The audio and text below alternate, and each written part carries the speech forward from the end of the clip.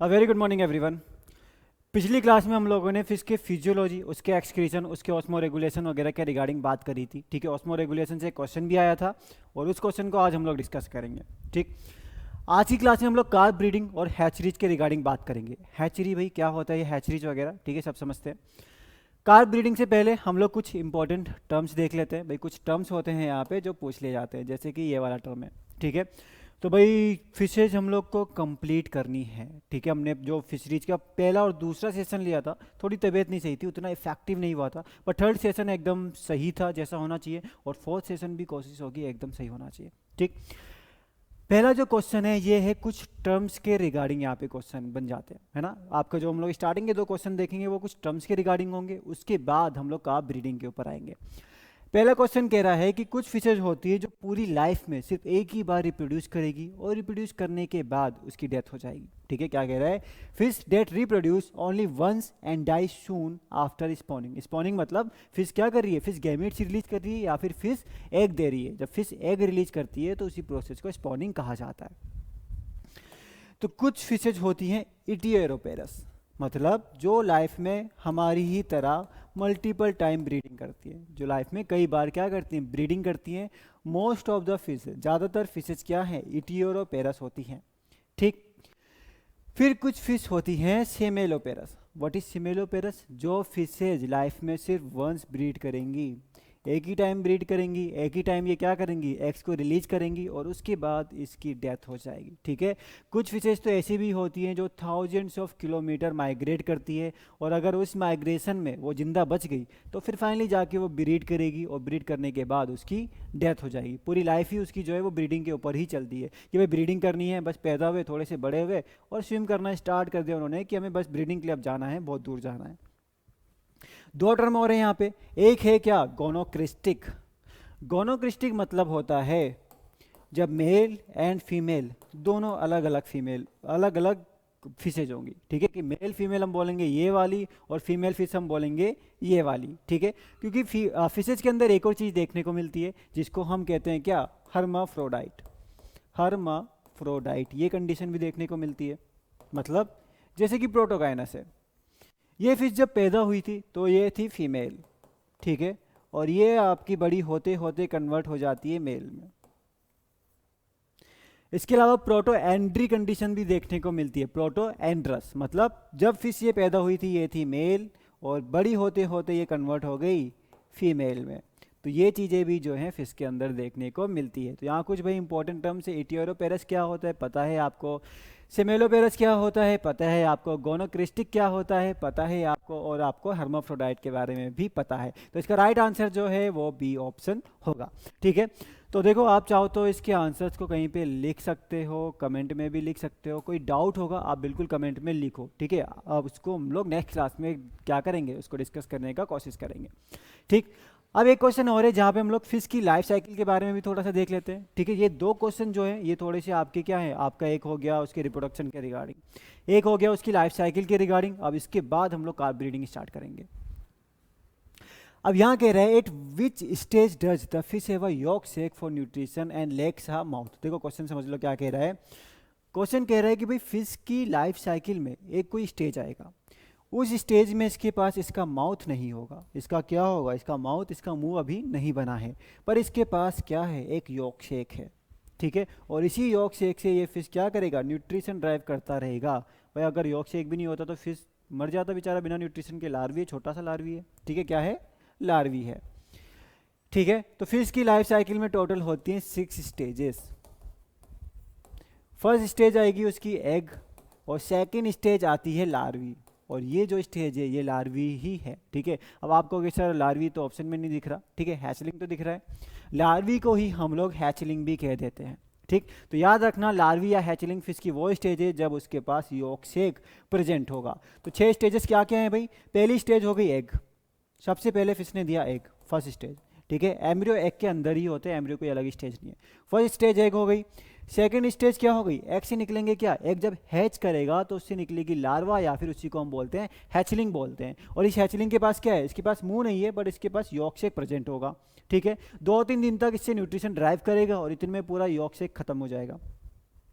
अब ये कन्वर्ट हो जाएगा थर्ड स्टेज में, जिसको हम कह रहे हैं फ्राई। अब फ्राई में इसके माउथ बन जाएगा और ये थोड़ा थोड़ा खाना खाना स्टार्ट कर देगा, है ना, प्लैंकटॉन्स वगैरह पे ये फीड करता है। फ्राई के बाद ये थोड़ा बड़ा होगा, जिसको हम बोलेंगे क्या, फिंगरलिंग। फिंगरलिंग मतलब अब ये थोड़ा आपको फिश जैसा दिखेगा, फिंगर जितना बड़ा हो गया है, और अब ये आपको फाइनली लगेगा कि भाई ये क्या है, दिस इज अ फिश। ठीक है, फिंगरलिंग बन गया। फिंगरलिंग ही सूटेबल कंडीशन है जब यहाँ पे हम लोग क्या करते हैं, इसको अलग बड़े पॉन्ड में स्टॉक करके रखते हैं, ठीक है, क्योंकि ये थोड़ा सेंसिटिव कम होगा। फिंगरलिंग के बाद ये बनता है जुवेनाइल, एक स्टेज और है इसकी, juvenile. Number fifth stage is juvenile. Third stage वो हो गई, fourth stage fingerling, fifth stage हो गई जुवेनाइल। जुवेनाइल मतलब अब इसके जो सेक्सुअल ऑर्गन थे वो ऑलमोस्ट क्या हो चुके हैं, वो ऑलमोस्ट मैच्योर हो चुके हैं, ये रिप्रोडक्शन के लिए ऑलमोस्ट रेडी हो चुका है। और नंबर सिक्स आएगी अडल्ट स्टेज। अब अडल्ट में ये ब्रीडिंग करना स्टार्ट कर देगा। तो ये 6 स्टेजेस हैं जो आपको फिश की लाइफ साइकिल में देखने को मिलती है। तो अब ये रहा कार्प ब्रीडिंग का पहला और सबसे इंपॉर्टेंट क्वेश्चन कि भाई कार्प जो होती हैं वो ब्रीड करना कहाँ पसंद करते हैं। सबसे पहली चीज़ भाई कार्प्स होती क्या है। तो भाई आप कार्प्स हम लोग आगे डिस्कस करेंगे कि कार्प्स क्या होती हैं, ठीक है, बट अभी के लिए आप क्या समझ लो, कार्प समझ लो। कार्प्स क्या है, इंडिया के अंदर जिस फिश का सबसे ज़्यादा कल्टीवेशन किया जा रहा है, ठीक है, कार्प्स क्या है, एक ग्रुप ऑफ फिशेज है, कई सारी फिशेज इसके अंदर आती हैं, ठीक है, सब एक जैसी होती हैं, थोड़ी थोड़ी सिमिलैरिटी सब में होती हैं। इन्हीं फिश को इंडिया के अंदर सबसे ज़्यादा कल्टीवेशन इन्हीं फिशेज का किया जाता है, फिशेज में सबसे ज़्यादा कंट्रीब्यूशन इन्हीं का है, ठीक है। तो इनको हम बोलते हैं क्या, कार्प्स बोलते हैं। बहुत इंपॉर्टेंट है, आगे हम लोग इसके बारे में और डिटेल में पढ़ेंगे। पर पहला क्वेश्चन क्या कह रहा है, in which type of water do Indian major carps breed spontaneously. कहना चाह रहा है कि भाई ऐसा कौन सा आपका क्या है, हाँ, किस टाइप का वाटर है जिसमें कार्प ब्रीड करना पसंद करती है। अब जल्दी बताओ, क्या पता है आपको, कार्प क्या लेक्स, बड़ी बड़ी जो लेक्स हैं वहाँ पे ब्रीड करना पसंद करेंगी, या फिर वो रिवर और बंद टाइप टैंक्स में, या रिवर में, नदी में वो ब्रीड करना पसंद करेंगी। बंद क्या होता है हम आगे देखेंगे, व्हाट इज बंद, बंद भी पता होना चाहिए। पॉन्ड में क्या, कार्प्स को हम पॉन्ड में ब्रीड करा देंगे या ब्रीड वो कर लेगी खुद ही, या एक्वेरियम में कार्प्स का हम लोग ब्रीडिंग कराएंगे, या बड़े बड़े रिजर्वायर्स में उसका हम ब्रीडिंग कराएंगे, ठीक है। तो भाई ध्यान में रखना, कार्प्स हमेशा उसको चाहिए रिवर वाली कंडीशन, फ्लोइंग वाटर चाहिए भाई उसको, वरना वो ब्रीड नहीं करने वाली। लेक पॉन्ड में वो ब्रीड नहीं करती है, उसको क्या चाहिए, उसको चाहिए रिवर वाली कंडीशन चाहिए। जब रिवर में कार्प होगी सिर्फ वो वहीं पे ब्रीड करेगी। तो ये सबसे इंपॉर्टेंट है कि कार्प्स कहाँ ब्रीड करेगी, वो रिवर में ब्रीड करेगी, वो स्टैग्नेंट या रुके हुए पानी में ब्रीड नहीं करती, except common carp. Common carp एक एक्सेप्शन है यहाँ पे, ठीक है। कॉमन कार्प आपका पॉन्ड में भी ब्रीड कर लेती है, पर कॉमन कार्प के अलावा बाकी फिशेज पॉन्ड में ब्रीड नहीं करती। उनको क्या चाहिए, उनको चाहिए रिवर चाहिए, ठीक है। बट यहाँ पे हमने इंडियन मेजर कार्प लिखा है। इंडियन मेजर कार्प के अंदर आते हैं कटला, रोहू एंड मृगल, मतलब कॉमन कार्प वैसे भी इसके अंदर नहीं आता है, ठीक है। बाकी अगर आपसे किसी भी कार्प के बारे में पूछता है तो सारी की सारी कार्प आपका रिवर में ही ब्रीड करना पसंद करेंगी, ठीक है, एक्सेप्ट कॉमन कार्प। भाई रिवर में तो ये ब्रीड करेंगी, पर कौन से महीने में करेंगी, हर महीने में नहीं करती। ये नहीं करती कि जब इनका मन हुआ बस ब्रीडिंग में शुरू हो गए ना, इनको भी एक पर्टिकुलर अच्छी कंडीशन चाहिए। रिवर भी सूटेबल नहीं है, रिवर में भी इनको क्या चाहिए कि भाई पानी का जो फ्लो हो वो थोड़ा अच्छा हो। क्या बोला मैंने, पानी का फ्लो अच्छा हो, मतलब काफ़ी ज़्यादा टर्बिड वाटर हो, बहुत ज़्यादा टर्बिड वाटर हो, ये इनके लिए होती है एकदम सूटेबल कंडीशन, ठीक है। तो भाई सूटेबल कंडीशन जो है वो मानसून के टाइम पे ज़्यादा बनती है, क्योंकि भाई मानसून के टाइम पे आपको पता है कि वाटर जो है आपका क्या होगा, थोड़ा वाटर का लेवल भी बढ़ जाएगा और वाटर का जो फ्लो होगा वो काफ़ी तेज होगा, ठीक है। तो वो एकदम सूटेबल कंडीशन है कार्प्स में ब्रीडिंग के लिए। तो भाई मानसून कब आता है आपका, एक तो ठंडियों में थोड़ी बहुत बारिश जो होती है, विंटर रेन, और दूसरा आपका जो मेन मानसून आता है जुलाई से अगस्त। तो ये सूटेबल टाइम पीरियड है कार्प्स की ब्रीडिंग का, ठीक। तो रिवर में ब्रीड करेगी, और रिवर में भी कब ब्रीड करेगी, मानसून के टाइम पे वो ब्रीड करेगी। अब भाई बहुत सारी चीज़ें हो सकती हैं जिस वजह से फिश ब्रीड नहीं करना चाह रही। टेम्परेचर ज़्यादा कम हो गया, पीएच ऊपर नीचे हो गया, फिश किसी स्ट्रेस में थी, आपने फिश को मारा, मारा नहीं मतलब आपने नेट वगैरह में फिश को पकड़ लिया, कुछ भी किया, बहुत रीजन हो सकते हैं। फिश को चोट लग गई, बीमारी हो गई, तो फिश स्ट्रेस में भी जा सकती है, और स्ट्रेस में चले गई तो फिर वो ब्रीड नहीं करती और खाना खाना भी छोड़ देती है कई बार, तो ठीक है, फिश में भी ये चीज़ें होती है। अगर हम टेम्परेचर की बात करें तो भाई टेम्परेचर याद करना इसका आसान है, क्योंकि भाई जब हम बोलते हैं कि रूम टेम्परेचर, तो रूम टेम्परेचर कितना होता है, रूम टेम्परेचर जब हम नॉर्मली बात करते हैं तो वो होता है 28 डिग्री सेल्सियस, और यही टेम्परेचर चाहिए कार्प्स को ब्रीडिंग के लिए, मतलब 27 से लेके 29 डिग्री सेल्सियस जो है ये टेम्परेचर कार्प्स के लिए एकदम सूटेबल है ब्रीडिंग का। और आपको मानसून के टाइम जब बारिश हो रही है तब आपको लगभग इतना टेम्परेचर देखने को मिल ही जाता है। पीएच की बात करें तो स्लाइटली एसिडिक, ठीक है, 6 से लेके 7 के आसपास पीएच है, स्लाइटली एसिडिक पीएच यहाँ पे होना चाहिए, ठीक है भाई, बात समझ में आ गई। कुछ कंडीशन यहाँ पे टेम्परेचर और पीएच की बात हो गई। ठीक है, अब देखो कुछ लिखा है यहाँ पे, कह रहे कि भाई shape of the tank, what is the shape of the tank used in the Chinese type of hatchery. कह रहे जो चाइनीज टाइप हैचरी होती है उसका शेप क्या होगा, क्या होगा भाई बताओ। स्क्वायर होगा, रेक्टेंगुलर होगा, सर्कुलर होगा या फिर ओवल होगा। देखो इंडिया के अंदर जो सबसे ज़्यादा यूज़ किया जाता है वो चाइनीज टाइप हैचरी को ही यूज किया जाता है। पर हैचरी क्या हुआ, अब देखो हमने क्या बोला, हमने कहा कि भाई कार्ड्स के साथ तो बड़ी दिक्कत है, रिवर में ब्रीड करती है, पॉन्ड में ब्रीड नहीं करती। अब पॉन्ड में ब्रीड नहीं करेगी तो हम भाई कार्ड्स के एग्स कहाँ से लेके आएंगे, बार बार रिवर में जाएंगे और रिवर में एग पकड़ के लेके आएंगे, पर ये आसान काम नहीं है, है ना। क्योंकि हम कहाँ ढूंढेंगे कार्ब्स ने कहाँ पे एग दिए हैं, और कार्ब्स ने एग दिए हैं उसके अलावा अगल बगल किसी और फिश के भी एग होंगे, वो भी हमारे साथ आ जाएंगे। ठीक है, तो ये दिक्कत है कार्ब्स में उसके सीड प्रोडक्शन में, यानी उसके एग प्रोडक्शन के साथ ये दिक्कत है। ठीक है, तो उसके लिए क्या किया गया, उसके लिए हैचरीज वगैरह बनाई जाती है जिसमें एक बहुत सारे अलग अलग टाइप हैं हैचरीज के। ठीक है, बहुत सारे हैं, बट जिसमें सबसे ज़्यादा जो अब कॉमनली यूज़ करते हैं वो है आपकी चाइनीज़ टाइप हैचरी, जिसको इको हैचरी भी कहा जाता है। क्या कहते हैं इसको, इको हैचरी भी कहते हैं। अब इसका शेप पूछा है। अब देखो इको हैचरी में क्या होगा, एक आपका इस तरीके से एक आपका अंदर होगा, एक आपका बाहर होगा। चलो मैं डायग्राम के साथ समझाता हूँ, थोड़ा आसानी से समझ में आएगा। ठीक, तो यहाँ पे जो इसका शेप होगा वो सर्कुलर होगा, जो सी ऑप्शन है वो एकदम करेक्ट है, सर्कुलर शेप होगा। इस तरीके से होता है भाई। दो टैंक यहाँ पे आपको देखने को मिलेंगे, एक टैंक अंदर की तरफ होगा, ठीक है, और दूसरा टैंक बाहर की तरफ होगा। ठीक है, दो टैंक हो गए, ये इंपॉर्टेंट है थोड़ा सा। अब देखो यहाँ पे क्या होगा, यहाँ पे जो वाटर है ना, ये थोड़ा सा एक एंगल में वाटर को 45 डिग्री पे, जो इसका इनलेट है जहाँ से पानी आएगा उसको 45 डिग्री पे लगाते हैं। क्यों, क्योंकि इससे एक सर्कुलर मोशन बन जाएगा, जो वाटर है वो इसमें घूमेगा गोल।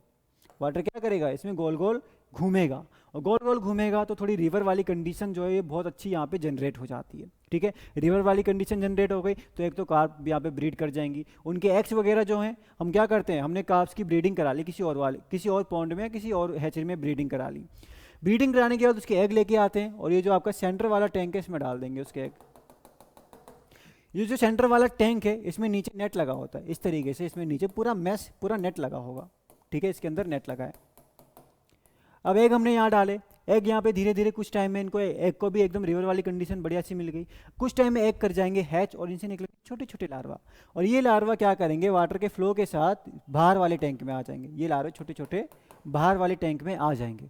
अब जैसे ही लार्वा हैच कर जाता है, एग हैच कर जाता है, तो इस बीच वाले टैंक को हम लोग हटा देते हैं, इसको क्लीन करने के लिए ले जाते हैं, और जो लार्वा होगा उसको हम लोग इस बड़े वाले टैंक में रियर करने लगते हैं। ठीक है, this is Chinese type of hatchery.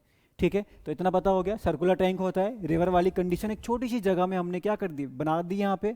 उसके अलावा कमर्शियल सीड प्रोडक्शन में इसका अच्छा खासा यूज होगा। It is a double donut shape, donut एक खाने की चीज़ होती है, अगर कभी देखा होगा तो एकदम वो भी इसी तरीके से होता है डोनट। ठीक है, डोनट भी आपको इसी तरीके से देखने को मिलता है। ठीक है, उसके अलावा 45 डिग्री पे क्या करते हैं, 45 डिग्री पे हम लोग पानी को अंदर इनलेट देते हैं। क्यों, क्योंकि एक सर्कुलर मोशन यहाँ पे क्या होगा, क्रिएट हो जाएगा। तो चाइनीज टाइप हैचरी जो है इंडिया के अंदर होती है सबसे ज़्यादा इस्तेमाल। नाउ व्हाट इज वेट बंस। ठीक, ये हैचरीज वगैरह तो बड़ी बात की बात है, हैचरीज वगैरह तो हमें बाद में पता चला कि चलो हैचरी है, ये है, वो कर लेते हैं। पर पहले क्या था, पहले कार्स को ब्रीडिंग करने में वही दिक्कत थी कि भाई बार बार जाओ रिवर से पकड़ के लाओ उसके सीड।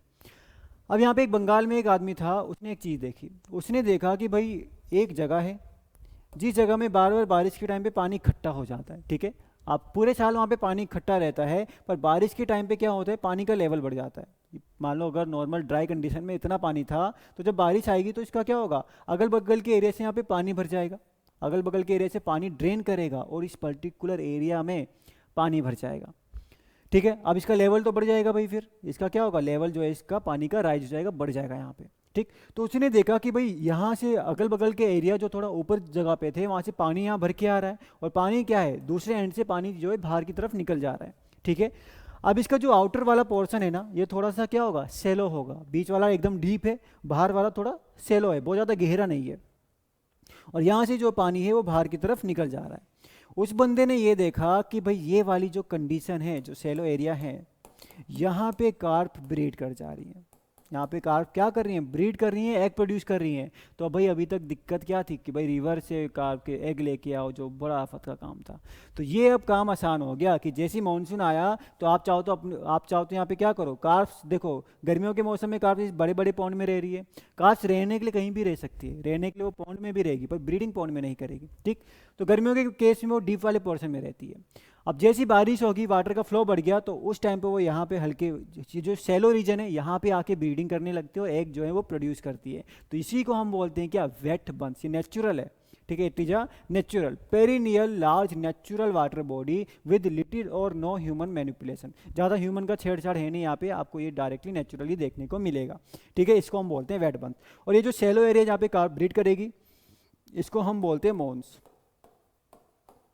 ठीक है। तो बस ये थोड़ा सा ध्यान में रखना कि वेट बंद होता क्या है। ऐसी एक होता है ड्राई बंद। मैं आपको एकदम ब्रीफ में बता रहा हूँ कि ड्राई बंद क्या होगा, ठीक है। व्हाट इज ड्राई बंद? भाई वेट बंद आपका पेरिनियल है, पूरे टाइम आप पानी भरा होगा, पर मानसून के टाइम पे पानी ज़्यादा बढ़ जाएगा। ड्राई बंद क्या है आपका, ये मेन मेड है। ड्राई बंद आपका क्या है, ड्राई बंद इज मेन मेड होता है, ठीक है। ड्राई बंद हम लोगों ने खुद से बना दिया, तो हम लोग थोड़ा क्या करेंगे, अगल बगल से बारिश के टाइम पानी आके यहाँ पे इकट्ठा हो जाएगा, ठीक है। और कार्प्स को हम लोग इस पानी में इंट्रोड्यूस कराएंगे और अपने अकॉर्डिंग ही ब्रीडिंग करा लेंगे। तो ये होता है ड्राई बंद होता है, क्योंकि जैसे मानसून खत्म होगा फिर ये पूरा का पूरा आपका सूख जाएगा, इसको हम और किसी यूज में ले लेंगे, ठीक। तो यहाँ पे हम लोग प्रॉपर मतलब स्ट्रक्चर बनाते हैं कि भाई हम कहाँ पे कार्प की ब्रीडिंग कराएंगे, कहाँ पे हम लोग जब आपका क्या है, जब आपका मानसून चला गया तो कार्प्स को हम कहाँ पे स्टोर करके रखेंगे। तो ये सारी चीज़ें देखने को मिलती है आपको ड्राई बंस के अंदर। अब टॉपिक नंबर 6 जिसका नाम है इंड्यूस्ड ब्रीडिंग ऑफ कार्प। अभी हम लोग भाई कार्प्स की बात करें, ठीक है। 1 मिनट का चाहो तो ब्रेक ले लो, नहीं नहीं आप क्यों ब्रेक लोगे, ये तो यूट्यूब की क्लास हो गई है ना, ब्रेक तो हम ऑफलाइन क्लास में ले लेते हैं। इंड्यूस्ड ब्रीडिंग ऑफ कार्प में देखो क्या होता है, कार्प आपकी ब्रीड करना इतना आसान नहीं होता। भाई कभी किसी कार्प का मन नहीं हो रहा ब्रीड करने का, कभी किसी का कोई कार्प स्ट्रेस में आ गई, ठीक है, कभी उसको हार्मोन ठीक से प्रोड्यूस नहीं हो रही, तो कुछ ना कुछ दिक्कत लगी रहती है। और अगर बाई चांस वो ब्रीड कर भी जाए, ठीक है, बाई चांस वो ब्रीड कर भी जाए, तो अब दिक्कत है कि उसके एग वो पता नहीं कहाँ पे जाके एग दे दे, ठीक है। तो बहुत सारी दिक्कत है जो कार्प ब्रीडिंग के साथ देखने को मिलती है। तो क्या करते हैं, एक प्रोसेस करते हैं जिसको हम बोलते हैं इंड्यूस्ड ब्रीडिंग, कि हम कार्प्स को कुछ ऐसे हार्मोन्स का डोज देते हैं कि कार्प्स क्या करेगी, ब्रीडिंग करना स्टार्ट कर देगी, ठीक है। तो पहला क्वेश्चन कह रहा है कि where did the technique of induce breeding of carps first evolve. सबसे पहले इंड्यूस ब्रीडिंग जो काफ्स की है वो कहाँ पे इवॉल्व किया गया था इस टेक्निक को, इंडिया में, चाइना में, अर्जेंटीना में या फिर जापान में।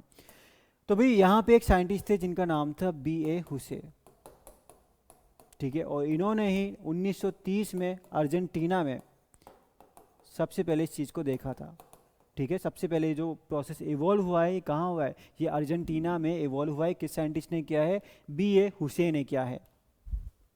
इंडिया के अंदर 1937 में हामिद, ठीक है, हामिद जी ने सबसे पहले इंडिया के अंदर जो इंड्यूस ब्रीडिंग को ट्राई किया था मृगल फिश के ऊपर, सब लिखा है। तो अर्जेंटीना जो है इसका आंसर है। सबसे पहले इवॉल्व कहाँ हुई है इंड्यूस ब्रीडिंग, इवॉल्व हुई है अर्जेंटीना के अंदर। किसने किया है, B.A. हुसे ने किया है। इंडिया के अंदर ये पहला अटेम्प्ट जो है वो हामिद खान ने किया था 1937 में। किस पे, मृगल के ऊपर किया था। Mrigal is a Indian major carp, major carp हम पढ़ेंगे आगे, ठीक है। अभी कई जगह आपको कार्प यूज होगा, कार्प से आप समझ जाओ कि ये वो फिश है जो इंडिया में सबसे ज़्यादा रिप्रोड्यूस करी जाती है। What hormone is used to stimulate ripe fish breeders for induced breeding? ठीक है, क्वेश्चन समझो क्या कह रहा है भाई। अगर आपकी फिश पूरी अडल्ट है, मैच्योर है रिप्रोडक्शन के लिए, तो भाई कौन सा हार्मोन है जो फिश को क्या करेगा, ब्रीडिंग करा देगा, ठीक है। कौन सा हार्मोन है वो, क्या ईस्ट्रोजन है, वो टेस्टोस्टेरोन है, वो पिट्यूटरी हार्मोन है या फिर वो प्रोजेस्टेरोन है, ठीक है। तो भाई फिश को ब्रीडिंग कराने के लिए जो सबसे इंपॉर्टेंट यहाँ पे रोल है वो है किसका, वो है पिट्यूटरी ग्लैंड का, पिट्यूटरी ग्लैंड का। क्योंकि पिट्यूटरी ग्लैंड बनाता है एक हार्मोन जिसको हम कहते हैं गोनेडोट्रोफिन। क्या कहेंगे, गोनेडोट्रोफिन जिसको हम कहते हैं। गोनेडोट्रोफिन में आएगा ल्यूटिनाइजिंग हार्मोन और आएगा फॉलिक्यूलर स्टिमुलेटिंग हार्मोन। ये 2 हार्मोन इसके अंदर आ जाते हैं, ठीक। तो भाई पिट्यूटरी ग्लैंड ने गोनेडोट्रोफिन्स बना दिए। अब ये गोनेडोट्रोफिन्स क्या करते हैं, ये जैसी रिलीज होंगे ये फिश के गैमेट रिलीज करा देंगे, ठीक है। बट इतनी आसान कहानी नहीं है यहाँ पे। पिट्यूटरी ग्लैंड ऐसा नहीं है कि भाई जब मर्जी हुआ उस टाइम पे उसने इस हार्मोन को रिलीज कर दिया, ऐसा नहीं होगा, ठीक है। इसके लिए क्या होगा, इसको एक सिग्नल चाहिए, हाइपोथैलेमस है ना, यहाँ से आपके एफओ में क्वेश्चन पूछा है। हाइपोथैलेमस जो ये सारा फिश के ब्रेन का खेल है, फिश के ब्रेन में प्रेजेंट है, उसका पिट्यूटरी ग्लैंड भी और उसका हाइपोथैलेमस भी। हाइपोथैलेमस जैसी सिग्नल भेजेगा पिट्यूटरी ग्लैंड को, वैसी पिट्यूटरी ग्लैंड गोनाडोट्रोपिन हार्मोन या फिर LH-FSH को रिलीज कर देगा और फिर गैमेट कुछ देर में ही रिलीज कर देती है, ठीक है। बट हाइपोथैलेमस सिग्नल जो भेजता है उस सिग्नल को हम कहते हैं GnRH, गोनाडोट्रोपिन रिलीजिंग हार्मोन, ठीक है, जो गोनाडोट्रोपिन हार्मोन को रिलीज कराएगा।